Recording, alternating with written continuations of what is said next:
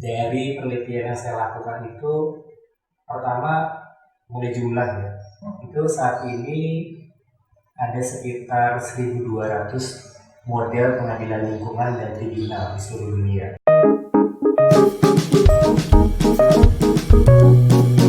Halo Sobat Eco Justice, bertemu dengan saya Dodo di sini dan ini adalah obrolan perdana podcast ICEL yang berjudul Eco Just Talk.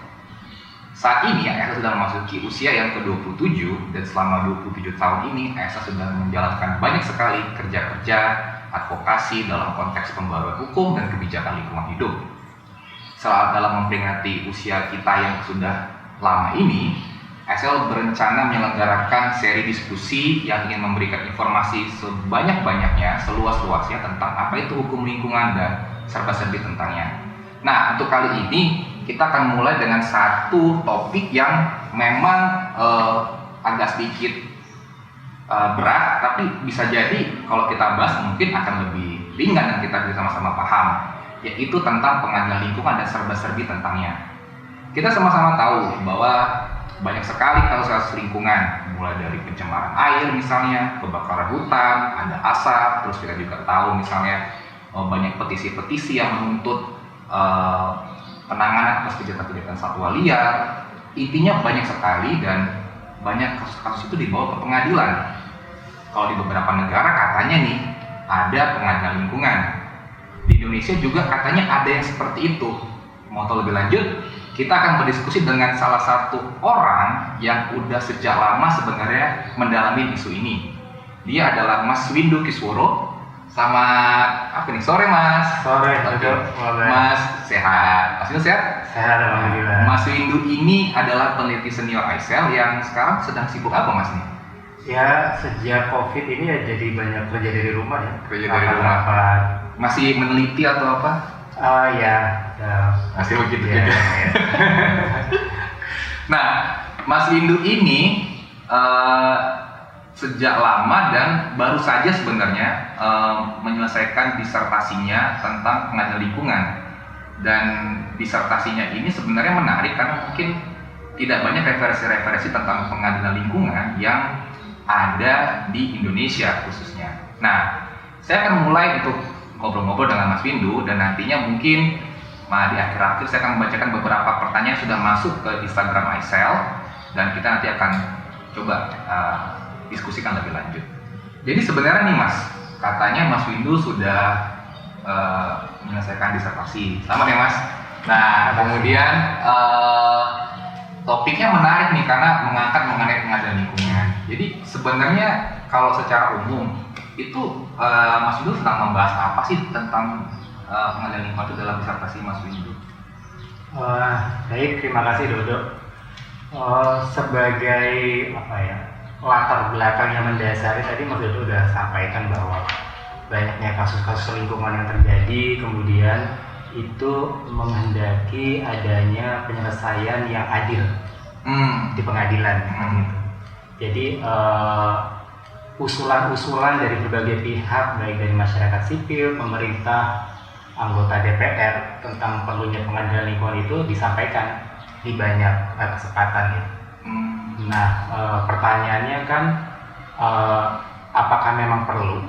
Ya, mengingat kita juga banyak pengadilan-pengadilan yang sifatnya secara khusus menangani perkara yang sifatnya spesifik. Ya. Contohnya gimana tuh Mas? Ya, misalnya kalau kita tahu ada pengadilan tentang hak asasi manusia, pengadilan HAM, anti korupsi, anak dan pajak ya. Nah, kedua, kalaupun iya, bentuk pengadilan lingkungan seperti apa yang memang tepat buat konteks Indonesia? Oke. Nah, jadi berangkat dari permasalahan itu tentunya juga refleksi saya dan juga teman-teman di ICEL dirasa perlu melakukan sebuah penelitian yang lengkap ya, mengenai bentuk seperti apa sih dan seberapa perlu sebetulnya pengadilan lingkungan di Indonesia.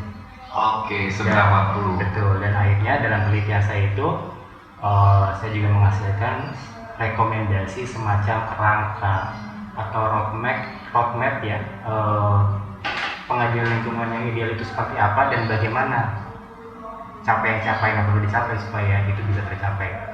Oke. Jadi sebenarnya intinya kan sebenarnya membicarakan pengadilan lingkungan nih Mas.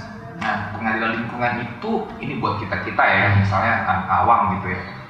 Kalau pengadilan HAM itu kan menyelesaikan masalah-masalah HAM. Kalau pengadilan lingkungan itu sama nggak sih kayak gitu, misalkan masalah lingkungan, atau sebenarnya ada yang lebih kompleks daripada itu? Secara prinsip sama, artinya isu yang sifatnya punya kekhususan ya. Tapi mungkin untuk menjelaskannya, saya mencoba menjelaskan bahwa ketika bicara pengadilan, ada pengadilan yang sifatnya umum. Nah, kita bisa sebut sebagai pengadilan umum. Kemudian ada lagi yang namanya pengadilan khusus. Bedanya adalah bahwa pengadilan umum itu mungkin gambaran sederhananya dia menangani tidak hanya satu atau dua jenis perkara saja, tapi juga perkara-perkara yang lain. Baik dalam konteks misalnya apakah itu pidana, perdata, atau administrasi, atau dari sisi substansinya, misalnya terkait pencemaran lingkungan atau pelanggaran kontrak atau isu-isu lain terkait dengan intellectual property right dan segala macam. Nah, pengadilan khusus itu khusus hanya menangani kasus-kasus yang sifatnya spesifik. Karena ada dua pertimbangan. Satu, bahwa kasus spesifik itu terkadang membutuhkan pengetahuan di luar hukum, yang memang hakim yang berlatar hukum itu terkadang memiliki kesulitan untuk melihat informasi tersebut dalam konteks pengadilan. Misalnya apakah informasi yang merupakan bukti, khususnya bukti ilmiah, itu relevan dalam proses pembuktian suatu perkara lingkungan, misalnya seperti itu. Nah, alasan kedua tentunya terkait dengan kekhususan tersebut, tentunya bicara soal perlu adanya sumber daya, baik itu di dalam pengadilan maupun yang terlibat dalam pengadilan, misalnya seperti saksi ahli yang juga memiliki kemampuan yang sifatnya khusus dalam perkara-perkara tersebut. Jadi sebenarnya pengadilan lingkungan ini teman-teman, dia nggak cuma yang kita bayangkan, ini ada kasus masuk putus gitu, tapi lumayan kompleks karena juga tadi kata Mas Windu tuh membahas hal-hal yang bisa jadi itu di luar apa yang sarjana hukum pelajarin ya Mas ya. Kayak tadi bukti ilmiah itu kan pasti menggunakan banyak kemampuan-kemampuan dari ahli-ahli. Nah, ini menarik Mas, karena tadi Mas itu bilang ada pengadilan umum, ada pengadilan khusus gitu. Nah, kalau kita tahu kan yang saat ini kita sering dengar lah ya di media massa itu kan tipikor, pengadilan khusus tindak pidana korupsi. Jadi kayaknya dia memang khusus dari pengadilan pidananya gitu. Terus mungkin kita tadi ada dengar misalnya kayak pengadilan yang pernah dengar ya, pengadilan niaga gitu misalnya. Itu mungkin kekhususan dari data gitu ya.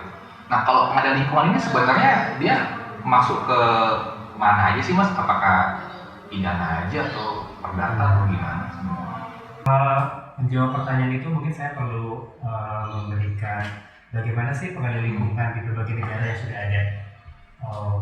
Dari penelitian yang saya lakukan itu, pertama mulai jumlahnya itu saat ini ada sekitar 1.200 model pengadilan lingkungan dan tribunal di seluruh dunia. 1.200 pengadilan itu di 44 negara di dunia. Nah, kalau kita lihat statistiknya, 7 tahun sebelumnya di tahun 2009 itu hanya 360. Jadi kurang lebih sekitar 7-8 tahun terjadi peningkatan yang cukup signifikan dari sisi jumlah. Nah, dari banyak pengadilan tersebut, dari segi bentuk tuh bisa dikategorikan pertama yang masuk kategori pengadilan yang dia punya independensi yang penuh sebagai sebuah pengadilan, dan dia itu mempunyai kewenangan sendiri dari mulai bagaimana proses beracaranya, kemudian bagaimana merekrut hakim-hakimnya, melakukan pelatihan, dan tentunya dari sisi juga finansial ya, dia punya kewenangan sendiri untuk mengelola. Jadi tidak ada di bawah kontrol instansi yang lebih tinggi seperti itu, atau otoritas yang lebih tinggi. Jadi itu bisa dibilang dia cuma menangani perkara lingkungan aja? Iya. Contohnya di mana tuh? Ya, yang paling banyak itu yang jadi referensi itu di Australia ada Land Environmental Court di salah satu negara bagian di New South Wales. Nah, dia didirikan tahun 1979 dan sangat menjadi referensi bagi negara-negara yang sedang mengembangkan pengadilan lingkungannya dan yang punya rencana untuk punya pengadilan lingkungan seperti itu. Oh, itu model pertama Model ya? pertama. Model yang kedua tidak seindependen yang pertama. Biasanya dia berada di, mungkin gambaran lebih sederhana, di bawah pengadilan umum. Jadi bekerja di dalam struktur pengadilan umum, menangani khusus hanya kasus lingkungan. Artinya jurisdiksinya jelas, kasus lingkungan, tapi memang tidak mempunyai otoritas yang penuh dalam konteks misalnya merekrut hakimnya, melatih hakimnya, dan tentunya dari sisi budget ya, keuangan ya. Karena tergantung sama yang pengadilan umum tadi yang pengolahannya. Betul. Nah, yang ketiga, dari dua model tersebut, model yang ketiga itu punya karakteristik khusus. Jadi tidak hanya hakim yang berlatar hukum atau orang-orang yang latar belakang hukum yang terlibat, tapi juga orang yang berlatar belakang menghukum. Ada dua cara pelibatan itu. Pertama, dia adalah menjadi bagian dari majelis hakim. Jadi duduk bersama hakim yang lain di dalam menyidangkan perkara. Jadi di dalam Bentar Mas, ini berarti tadi Mas bilang ada yang model ketiga, berarti memungkinkan ada yang non hukum, dia bukan saja yang hukum jadi hakim gitu. Yes. Oh, Ada beberapa contoh ya, misalnya di Land Environmental Court itu dia menyebutkan sebagai komisioner. Tapi dia ikut menyidangkan ya? Iya, ikut menyidangkan. Menarik nih, berarti ada yang bukan hakim, ada yang bukan orang hukum, sarjana hukum, tapi bisa jadi hakim loh di pengadilan lingkungan ya, tadi kata di New South Wales. Sekarang yang model itu model ketiga ya. Model keempat ini jadi lebih sederhana atau saya bisa bilang realistis dengan kondisi yang ada.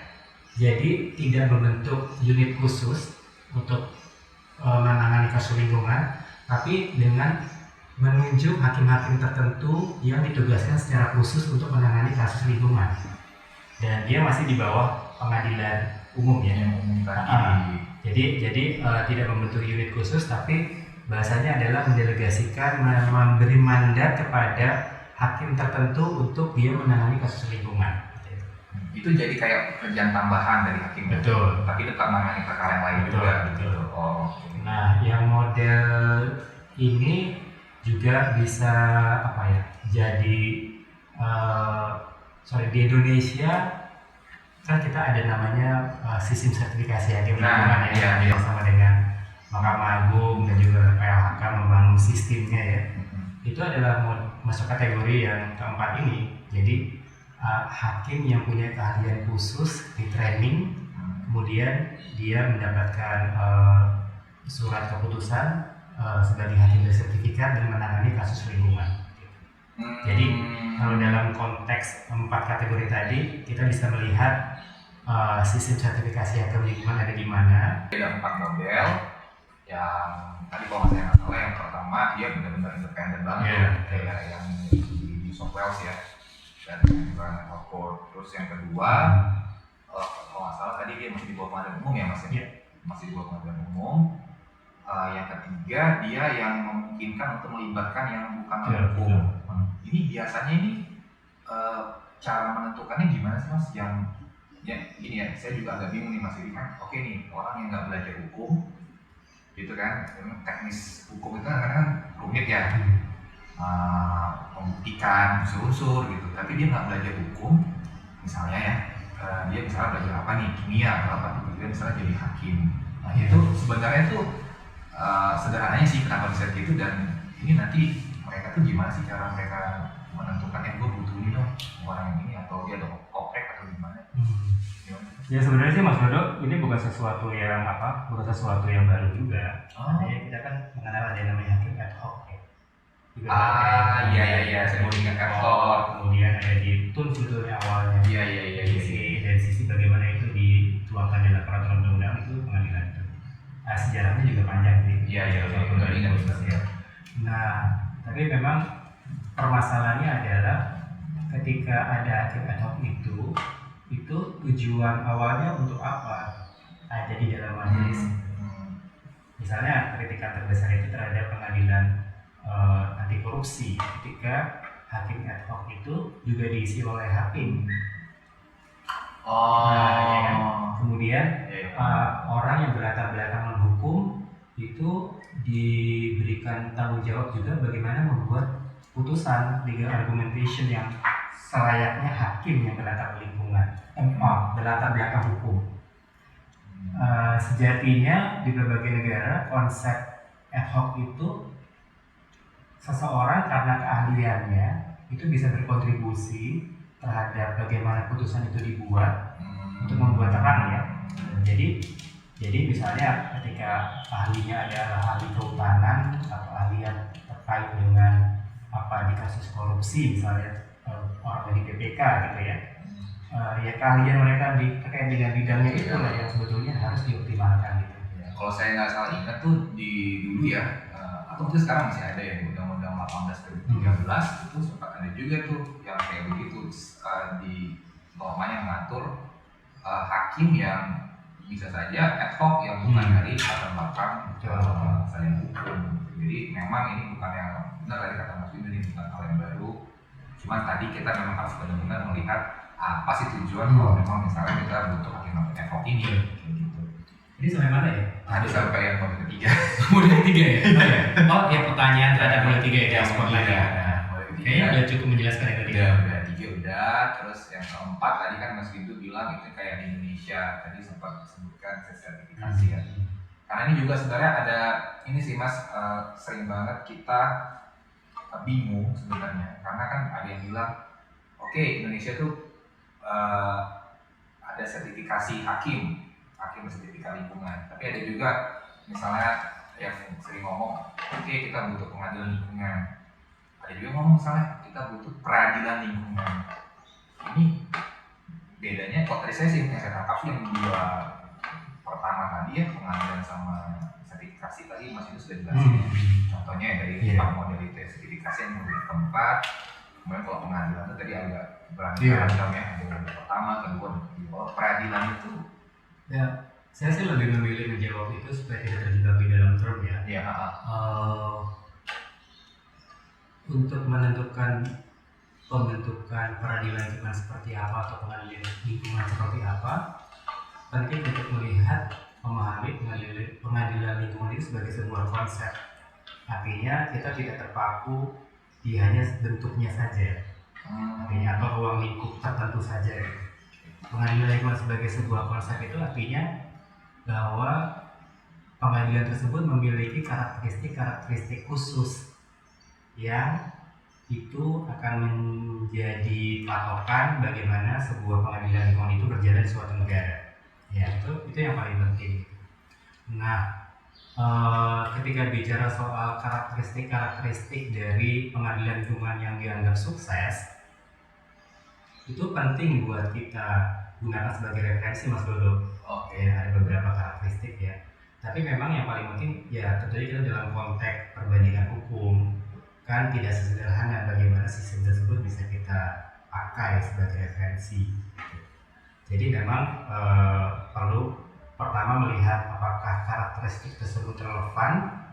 Kemudian ketika kita lihat sudah relevan, kita coba harus uji juga aplikabilitasnya dalam konteks dan sistem hukum Indonesia seperti itu. Nah, studi saya tentunya berangkat dari bagaimana karakteristik tersebut yang sebetulnya cukup mewakili disebut sebagai latar belakang dari kenapa pengadilan itu dibuat, misalnya sistem hukum, budaya hukum di negara tersebut, kemudian bagaimana kesadaran masyarakat, bagaimana budaya penegakan hukum, seperti itu ya. Nah, karakteristik tersebut dianggap sudah mewakili dan kemudian itu bisa dijadikan sebagai semacam best practices atau benchmark. Tapi tentunya dilihat relevansi ini dan juga bagaimana aplikabilitasnya. Nah, dalam hal tersebut, jadi memang ada sebagai sebuah konsep itu pengadilan lingkungan ada beberapa yang disebut sebagai karakteristik, Mas Dodo. Ada beberapa penelitian lah ya, penelitian dari Profesor Joe Spring dan suami istri ya. George Spring. dan Kitty Pring yang juga akhirnya didukung sama UNEP, itu penelitian yang paling komprehensif. Ini George Spring yang ngomong saat itu beda. Ya. Oh sama yang Denver ya? Ya. Ah, Itu dia. Yang tadi terkenal juga. Nah, seperti itu. Kirain bisa. Sampai di mana ya tadi ya? Tadi yang itu yang Komprehensif. tuh Iya, George Spring dan Kitty Pring. Ya betul seperti itu. Jadi dalam penelitian saya dari beberapa prinsip karakteristik tersebut ada sekitar 12 sampai 13. Saya melihat ada yang 5 yang paling relevan gitu. Dengan Indonesia. Dengan Indonesia. Okay. Pertama, ya memang kebutuhan untuk menentukan bentuk model dari pengadilan. Kemudian karakteristik kedua itu terkait dengan memang ada kebutuhan keahlian khusus yang dimiliki oleh hakim. Jadi hakim yang tidak hanya memahami isu hukum secara umum, tapi memiliki pemahaman khusus terhadap hukum lingkungan. Jadi ada kebutuhan pengetahuan yang spesifik.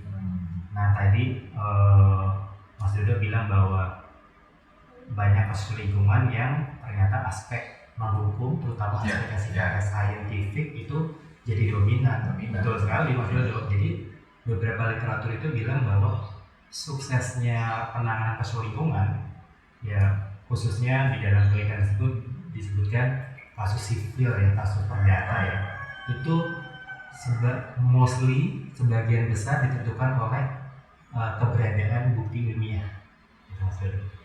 Jadi itu punya peranan yang sangat penting gitu. Nah sekarang kan permasalahannya adalah hakim yang berlatar belakang hukum memiliki apa yang disebut sebagai pengetahuan yang dianggap cukup tentang dasar-dasar pengetahuan yang sifatnya ilmiah gitu.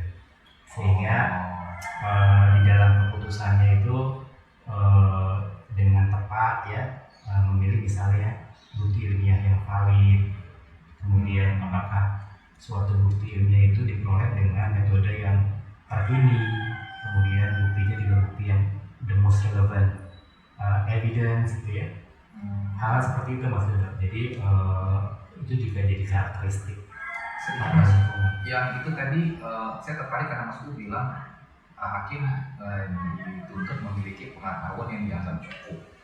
Berarti kan dia memang tidak harus yang menjadi ahli seperti misalnya kalau ada pencemaran, dia nggak harus benar-benar ngerti itu mengenai konteks kimianya gitu ya, atau biofisisnya gitu. Tapi sebenarnya tadi kalau salah Mas Yudo bilang dia harus bisa memilah-milah mana yang relevan untuk dijadikan sebagai bahan untuk pertimbangan keputusan. Kalau nggak salah ya kan begitu ya. Oke. Jadi intinya memang sangat tidak mungkin mengharapkan hakim jadi seorang saintis itu terlalu bukan di situ lah tempatnya. Tapi bahwa kasus lingkungan itu sangat mengandalkan bukti ilmiah. Jadi hakim itu perlu tahu hal-hal yang sifatnya umum yang terkait isu ilmiahnya ya, yang dia bisa jadikan pertama satu merumuskan pertanyaan-pertanyaan penting yang harus dia tanyakan. Misalnya ketika ada saksi ahli, menyampaikan ahli, itu hakim nggak perlu tahu tuh misalnya aspek yang sifatnya teknis gitu ya. Maksudnya aspek yang terlalu teknis. Ya diskusi ini bisa panjang Mas Dodo, tapi intinya hakim itu perlu merumuskan pertanyaan-pertanyaan yang penting untuk mengetahui satu, apakah memang bukti tersebut, kalau memang itu adalah bukti, itu adalah benar-benar bukti ilmiah. Jadi membuktikan bahwa ada unsur ilmiahnya, tidak sekedar bukti. Kemudian bukti tersebut adalah bukti yang paling relevan, memang terkait dengan kasus tersebut. Ya contohnya misalnya ketika bicara soal dampak kebakaran di suatu wilayah, tanah yang dijadikan bukti adalah memang tanah yang memang dari lokasi kebakaran gitu kan. Nah, dan untuk membuktikan itu. Kemudian kedua, metodologi yang dipakai oleh ahli di dalam menyampaikan bukti ilmiah itu kan juga harus valid. Jadi diuji. Jadi pertanyaan-pertanyaan itu bukan pertanyaan-pertanyaan yang sulit buat hakim, memang itu wilayahnya hakim. Tapi ada sisi ilmiahnya juga seperti itu. Pengetahuan yang cukup sebenarnya di situ. Betul. Jadi itu jadi penting sih Mas Dodo. Jadi mungkin agak sedikit loncat supaya bisa lihat aplikasinya ya. Itu kan ada sesi yang saintifik ya, misalnya soal bagaimana pencemaran terjadi kerusakan yang sifatnya dari sisi ilmiah ya. Jadi penting untuk bagaimana penjelasan dari saintis tersebut disampaikan sedemikian rupa sehingga hakim bisa langsung memilah-milah informasi mana yang relevan buat dia ambil untuk membuktikan misalnya bagaimana hubungan sebab akibat gitu ya. Misalnya apakah bukti tersebut bisa menjadi bukti yang bisa menguatkan. Jadi bagaimana informasi ilmiah itu diambil oleh hakim untuk dimasukkan dalam konstruksi bagaimana misalnya sebuah pembuktian. Kurang lebih begitu Mas Dodo. Ya mungkin gambarannya lebih khusus misalnya ketika ada kasus orang yang terpapar zat radioaktif akibat kegiatan industri di suatu wilayah. Jadi ada mereka terkena misalnya penyakit pernapasan dan segala macamnya. Kan bagaimana hakim kan perlu membuktikan apakah betul ketika klaim dari pihak korban bahwa pengacara dari pihak korban bahwa aktivitas dari perusahaan tersebut yang menggunakan zat yang masuk kategori berbahaya itulah yang menyebabkan kausalitasnya. Jadi bukti-bukti yang dihadirkan itu kan hakim perlu memastikan bahwa satu memang bukti yang relevan, kemudian metodologi yang dipakai adalah metodologi yang valid. Itu sih dua hal itu ya. Saksi ahli ketika bersaksi itu kan dia memberikan opini. Jadi opini dari ahli ya. Kan hakim perlu memastikan apakah opini tersebut adalah opini yang dihasilkan dari data yang relevan, kemudian dan memang dilakukan dari sebuah proses metodologi ya.